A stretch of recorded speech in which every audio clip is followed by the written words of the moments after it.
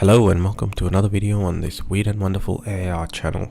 In this video I want to build on an earlier video and give you a better or more simpler way of training your LoRAs. This is in relation to my last video, which was around using the AI toolkit on Runpod.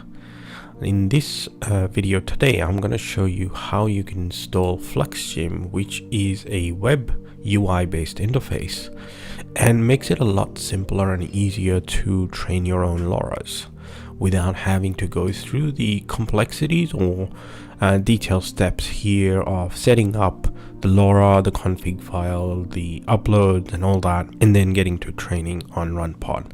It is great. It works in more for experienced and advanced users, but if you're just wanting to get started, I want to show you how you can use Flux Gym and run it on a Runpod with 20 plus GB of RAM to train your own LoRAs. So let's get started. First things first, we're going to open up Runpod and we're going to deploy one of our GPUs. And we're going to use something like a 4090 if it's available. Yes, it is. 4090 is available here. And we're going to run it on their image, which is the pod template Runpod PyTorch 2.2. And the only thing we're going to do is change the container size, and I'm going to give it a bit more storage space. So I'm going to go up to 100 gigs each on those volumes. And that's essentially it. We hit set override, and we want the Jupyter notebook to start, and we will deploy. Now we wait for this pod to be ready. We will have the connect button enabled, and we should see an option to connect to our Jupyter notebook as well. In the meantime, I'm going to do what I did last time, which is separate these two windows out so we can run them side by side. And I'm going to mount this on the left and Runpod on the right. Here we go. And we're just going to give the pod a little bit more space because all we need are just the commands from here. So what we're going to do is follow a similar step like in the previous video. Just run these following commands to install manually this Flux Gym on our Runpod. And once that's done, we should be able to easily run and launch. There is one modification we need to make to the app.py file, but after we do that, then we should be good to go. So let's give this a few minutes to get started and get ready, and once this is there, I will resume the video. Okay, now the pod is up and running and we have the connect button here, so let's click connect and connect to the Jupyter Lab. The first thing I will do is change the theme because I like to work in the dark mode, easier on my eyes. And there we go. So we get started. We have our workspace there, which is the default directory, and we're going to run through some of these commands. So we're going to open up a terminal here, and we're just going to copy the entire commands. You saw me last time copy paste one by one, but the faster way is you can just copy the entire bit, paste it here in the terminal, hit enter, and it's going to execute all three commands one after another. Gotta love Linux. And then the next step is to create our virtual environment and activate it. So we copy this, paste, and again enter. What this is going to do is create our virtual environment inside of Flux Gym. So if we navigate into this, we should see a folder being created here, which is there. Great. So we can let it be and basically let it activate, and when it activates we'll see the prompt will change to env. There we go. So we are now in the virtual environment. It's activated. So next, we just walking through, I guess we have this folder created as per the instructions. Now we're going to navigate to this SD scripts and install their requirements. So copy that, paste, hit enter again, both commands all together, doesn't matter. And now it's going to change the directory into SD scripts, and then it's going to install whatever is required from the requirements text file. This should take a few minutes and we'll come back once it's done. It should be done in a few more minutes, and then we will run the next command here, which is now we're going to navigate up one folder to Flux Gym, and we're going to install its requirement components.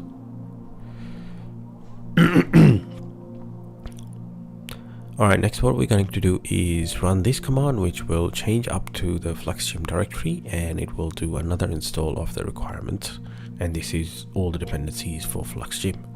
So let's copy that and be ready to run it when this is finished, and then one final command and we're good to go. So it is very quick and easy process to get this set up and running. What I do sometimes is I set up my Runpod and I'll train a few LoRAs, and then I will go back and stop it.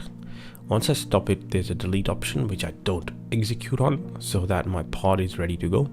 And often you can rename your pods as well, so I could call this Flux Gym and save that so I know what I was running on this, and I can launch my pod later on at a point in time. Now, if you do shut it down and you do not delete it, just bear in mind the disk space that you have occupied is going to consume maybe $1 a day or something like that, depending on how much space you give it. But approximately it's about $1 a day to have that standing by and ready to bring up. This is still going, so we'll pause the video and we'll come back when it's ready to go to the next step. Alright, so now it's finished and we can run the next step, which will paste the next two commands and let that rip. Alright, that's it. All the requirements are installed and we just need to install PyTorch now. So I'm just going to run this. I believe the PyTorch version is up to date, but I'm just going to follow the installation steps and let this run. Very likely it's going to have, all these are already satisfied and so forth, but whatever's missing it'll do, and there we go. So it's all done, ready to go. Now, before we get started with using and launching Flux Gym, which is a simple command like this, I'm going to modify one thing so I can run it on Runpod easily without having to do the complexities of opening up ports and so forth. So we go into Flux Gym here, and we're going to find the app.py. Right click on that, open with editor, and that's going to open it in editor. Nothing to worry about, it's a simple change. We just scroll right to the bottom here, and somewhere here, let's say here, we're gonna add share equals true and comma. I think it's a lowercase, so we'll just say share equals true. Okay, we close this, save the changes when we close, and that's it. We are good to go. So now we're ready to run this, and the command is this. What the share equals true does is it will launch the web interface, and it will create a public URL that you can access easily through the Runpod without, as I said, opening up any ports. So let's launch this. It doesn't take very long usually, and in the meantime I'm going to open this up here, and here are some static images that I have generated from Midjourney, and I'm going to train it into this kind of muted and kind of almost high key, overexposed, with a bit of high contrast as well. So we're going to train that. So here we go. We are ready to go, and the URL we're going to launch here is this one here for Gradio. That's the public URL that's opened and is available up to 72 hours. So anytime you launch, it'll create a new URL. So don't need to bookmark it. Anytime you launch this script, you'll get a new URL. But be mindful, it is a public one, so if you share it with any friends or family, they can also access it, which could be fun. You can give it access to someone else to have a play with. So here we go. It is a 3-step, easy to execute process. First, you want to give your LoRA a name. So I'm going to call this film style, spell it correctly, 03.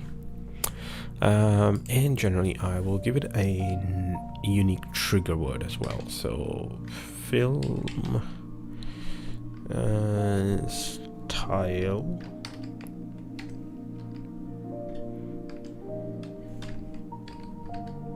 three. Okay, so we got the 3 in there as well. And because we're running on a 4090, we can use the 20 GB option. Now the images here, we're just going to upload them here. So, oh, one thing I forgot to mention, you don't have to worry about pre-captioning these as well. I'll show you why. So once this uploads, we will create a prompt here and give it a sample prompt, which will be used by the training process to generate an image to show us how the training is going. Now the cool thing about Flux Gym is that a lot of the settings are preset for you in an optimized manner, so you really don't need to know what all these things mean.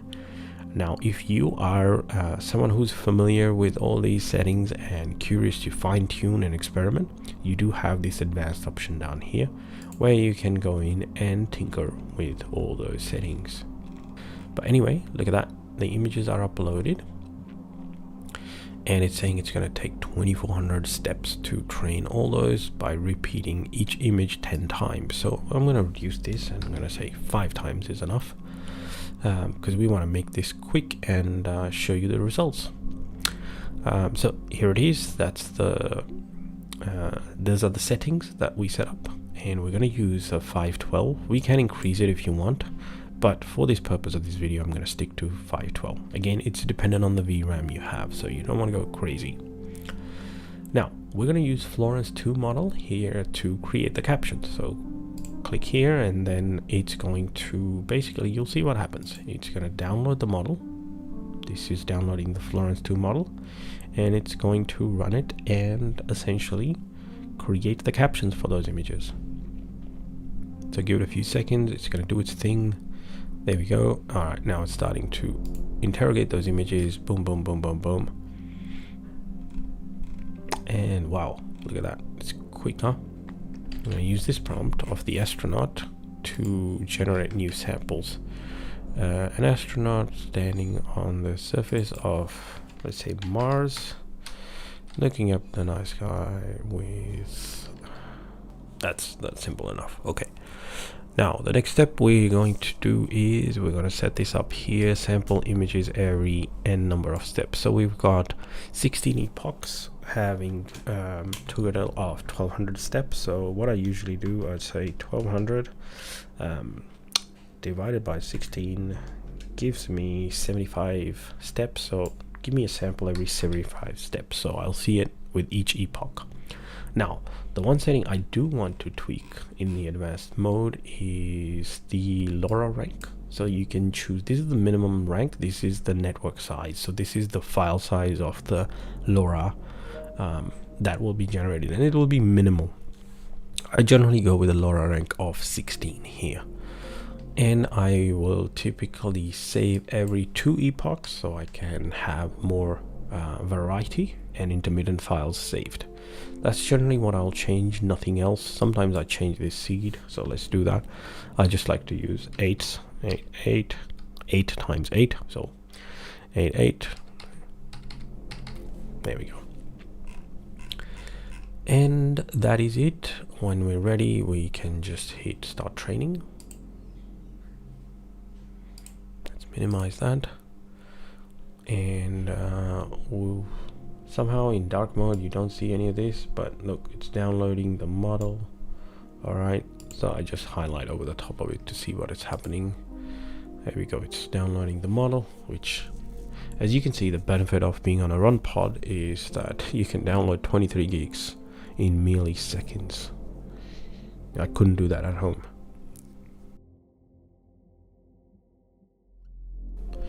$24 gigs approximately under a minute. Amazing.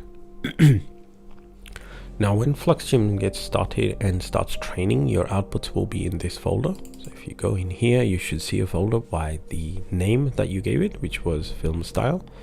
And in here we will see some configuration files, samples, and the individual epochs that are generated saved here as well.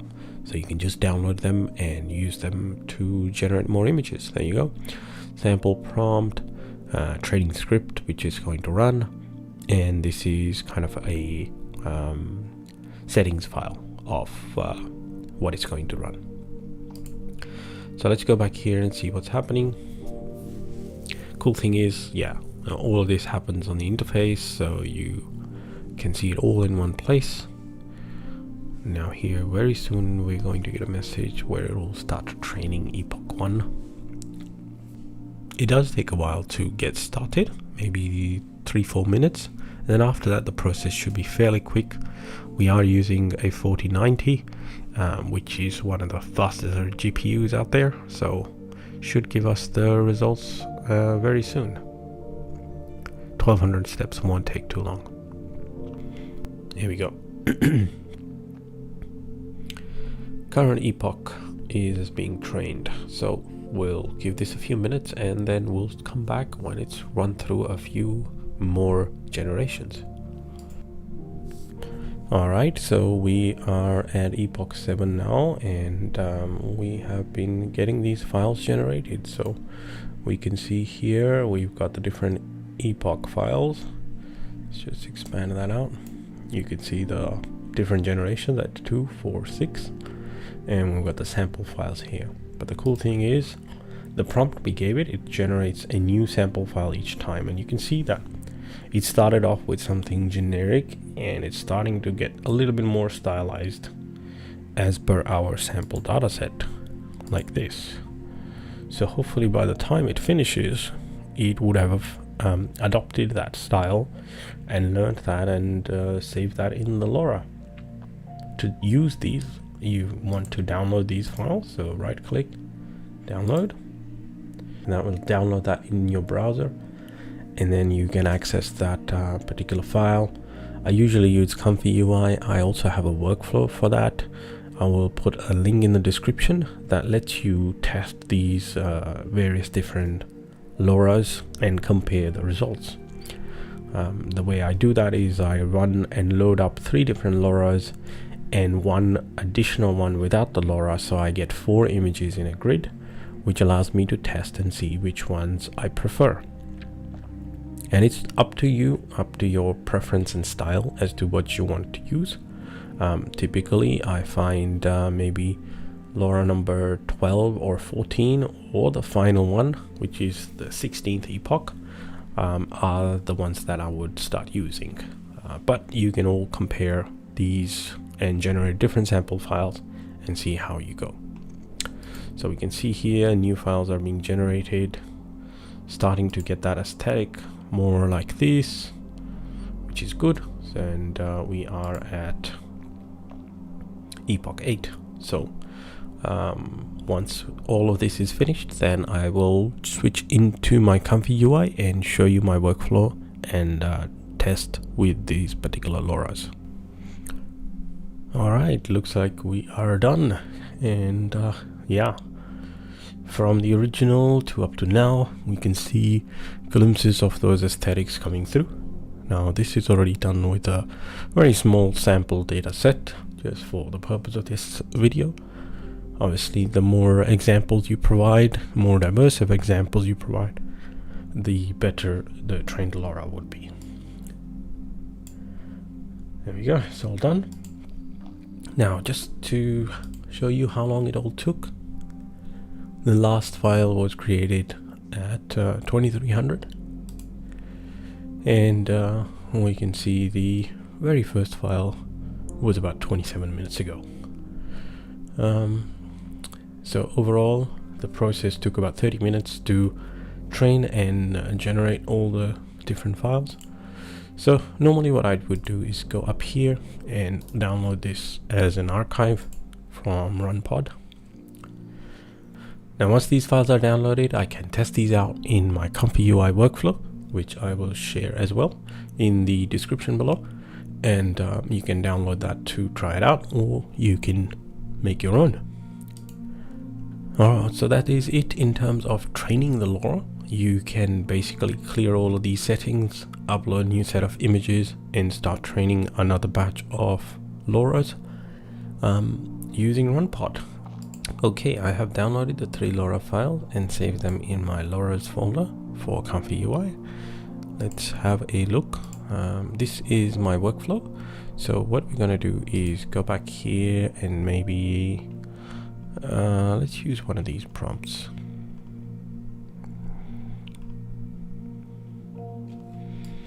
Let's use this one, including the trigger word, and we will feed that into my prompt.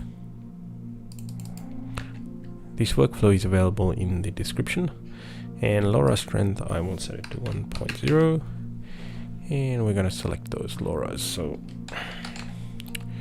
we're going to choose, where are you, style 03. I have not refreshed it, so if you make the same mistake, hit R to reload. There we go.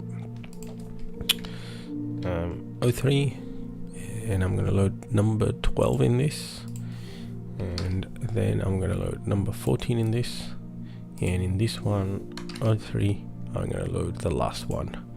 And this one here does not use a LoRA, so you'll get images 1, 2, 3 with different epochs, and you'll get a final grid with all 4 images.